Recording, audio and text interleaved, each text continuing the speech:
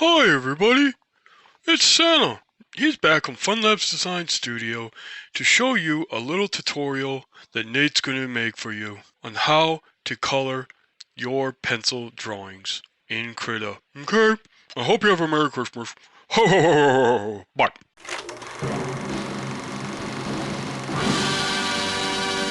Alright, so first you're going to go to krita.org, you're going to download Krita for whatever version you have. All download versions, and you'll click your Linux app image or Mac OS, etc.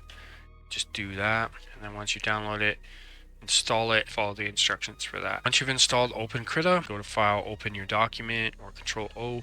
I have mine recently already. I'm going to show you how I colored it to get it look like that. And then I'm going to add some decorations. Click my background image, and then just right click your background layer, and then we're going to go to duplicate layer, and then I'm going to lock it because we don't need it. And then what I'm going to do, let me shut that one off. We go to the copy of the background layer, so we're just going to rename that, double click it, rename it line art, and then we're going to go to tool or filter, adjust levels or Control L.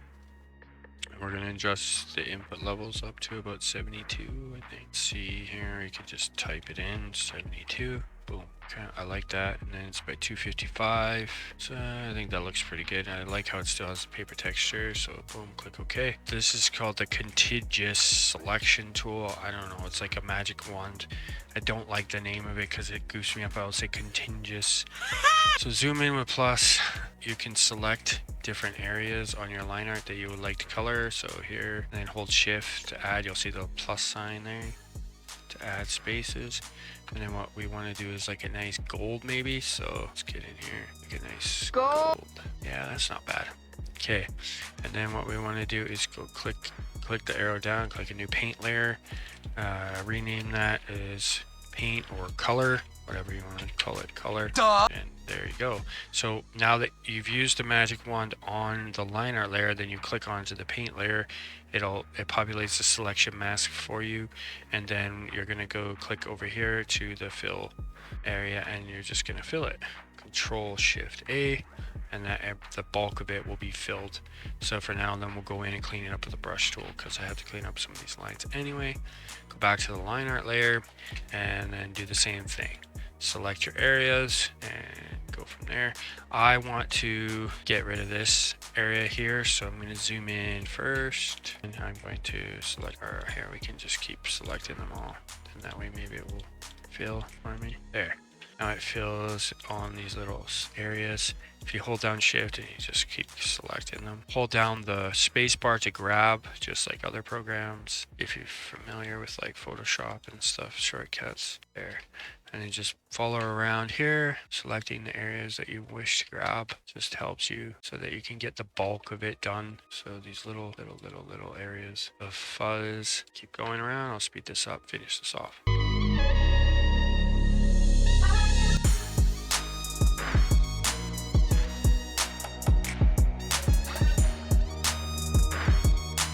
So now that it's selected, we'll zoom out with the minus key. All the areas that I wanted selected are selected. I'm going to go to a green layer. I want it to be kind of crispy bright, maybe. Yeah, maybe there. So I'm going to go back to the paint layer, and then we're going to go to the bucket fill tool, and we're going to click here. Oh, that's too bright. Yeah, there. It's a bit better. Control Shift A to deselect.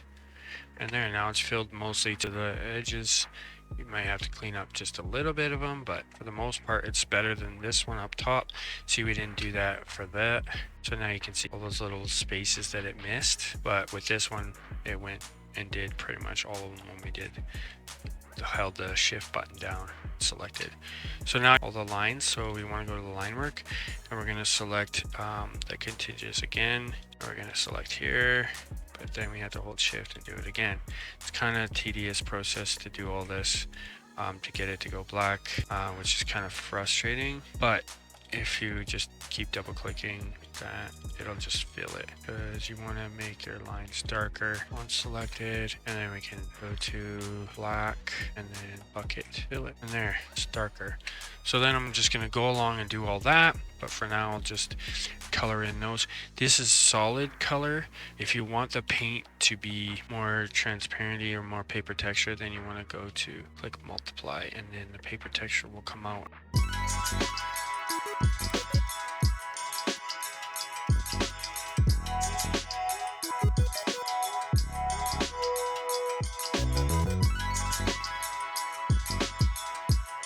feels kind of like you're playing Diablo when you're just double clicking. If you're getting impatient with doing it this way, then you can just trace over it in the line there with a black brush. You can also color the lines if you want, have them colored. I kind of like mine black though. I don't know why, it sticks out better. Gives it that crispy ear look. Speed it up and then I'll show you from there.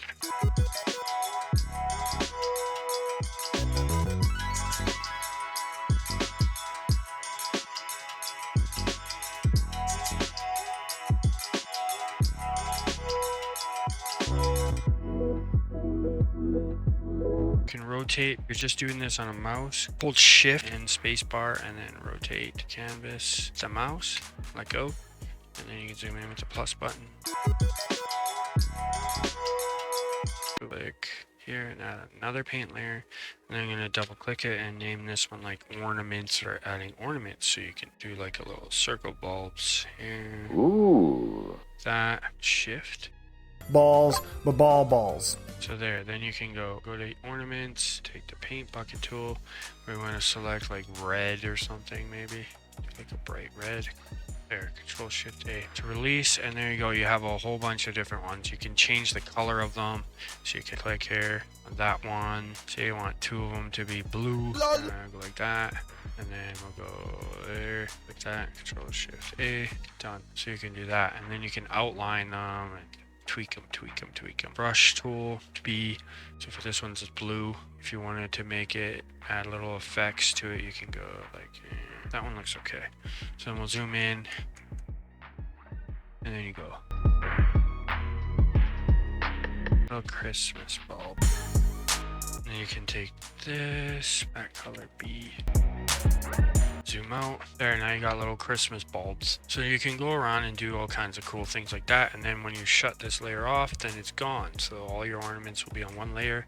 That way you can animate them if he's moving, etc, etc. Also, you can take out the background and make it just a complete PNG by pressing delete. And then now you have a whole PNG, so you can actually put it in your animations. You can decorate your trees the way you want. Please don't copy mine as they're copyrighted by me, but I do encourage you to create your own animated characters and practice these techniques in Krita, and let me know in the comments below if it helped you. If you like this tutorial, please give it a like and thumbs up. Subscribe. I appreciate all the support on the channel. Keep creating. Stay classy.